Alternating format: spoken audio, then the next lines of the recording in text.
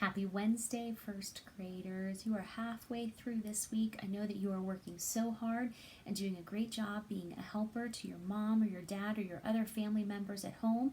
Hope you're also being a great helper to your brothers and sisters if you have them, and even a great helper if you have some pets at home. Make sure that you're using this time at home, even though you're not in school, to still be learning new things and to be showing those good character qualities like being trustworthy, being honest, being diligent, and really making sure you're showing good Twin Peaks character.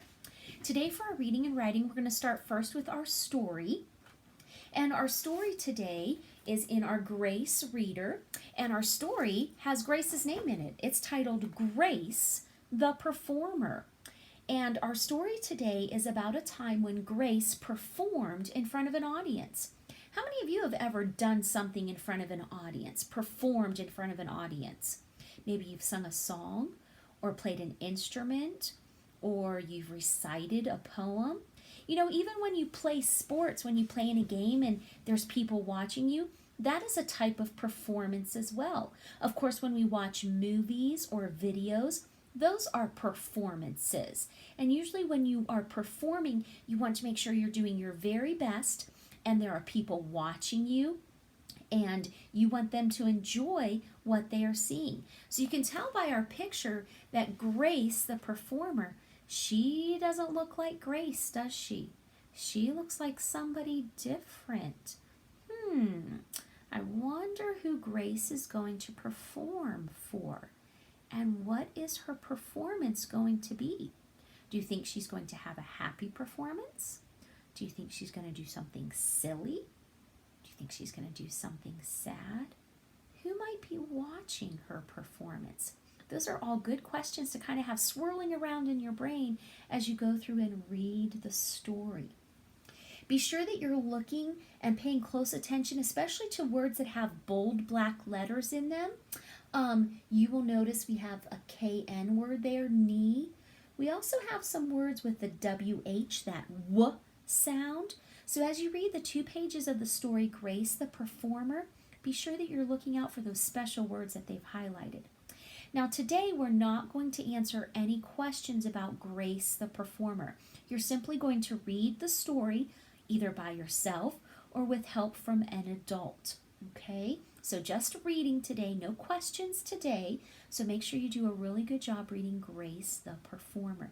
When you finish reading your story, come on back. We'll review our spelling words just a little bit, and then you're going to do some work with some sounds.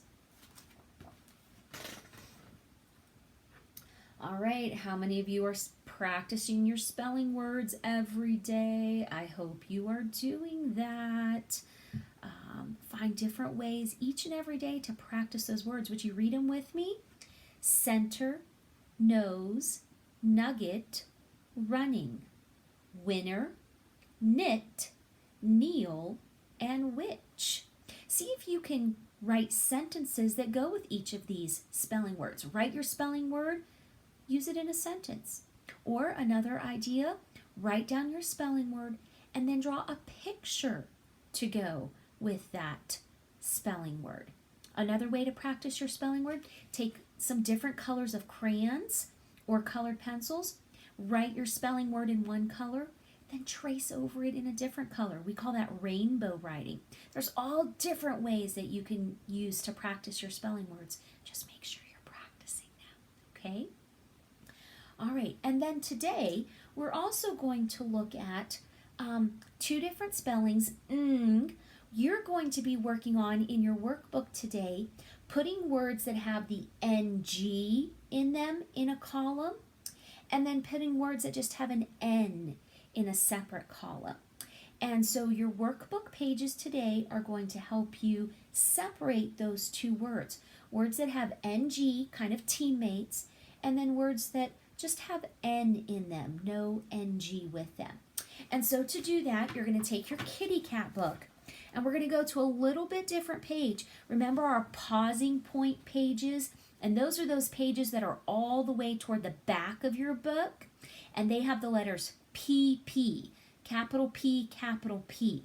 And you're going to be using 2 pausing point pages today. You're going to first be looking for pausing point 5, PP5, and you will need an adult to help you tear out pausing point 5 because you're going to be doing some cutting on this page. You're also going to be using the very next page, pausing point 6. So pausing point 5 and 6. You can tear out both pages if you would like to.